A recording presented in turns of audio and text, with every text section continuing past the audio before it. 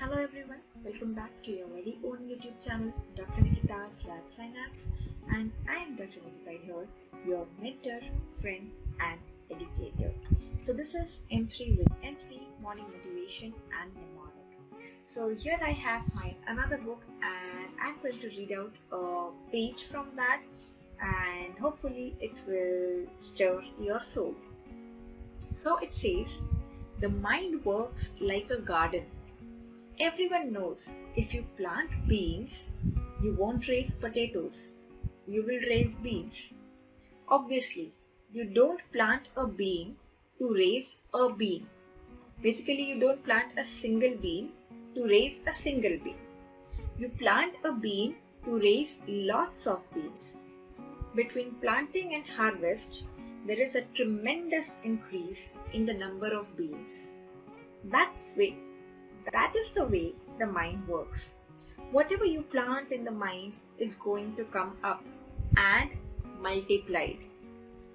Plant a negative or a positive and you reap in multiples, because between planting and harvest, imagination enters the picture and multiplies the result.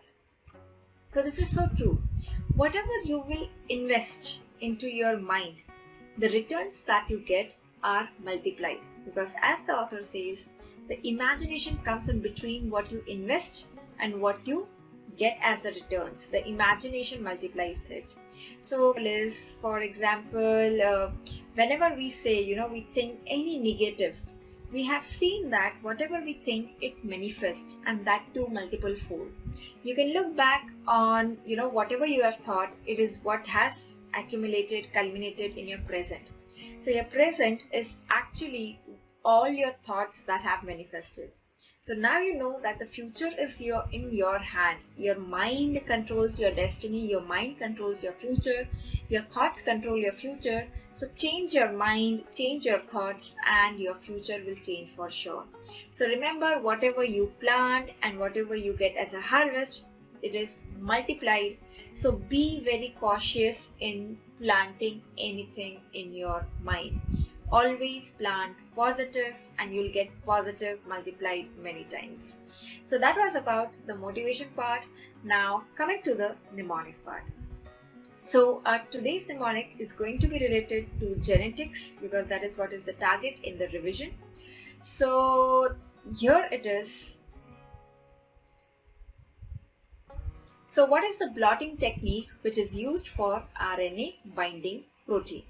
So for this we need to know the blotting techniques. So we have the various blotting techniques.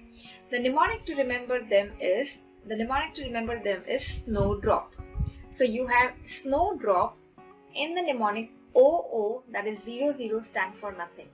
Snowdrop, S for D, southern blotting is for DNA, north is for RNA, western is for proteins. So that is snow and drop. Write it like this. So S for D, N for R and W for P.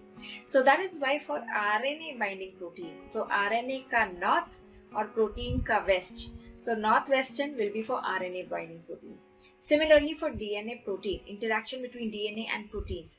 DNA ka south, snowdrop SND south, or protein ka west. So it will be southwestern.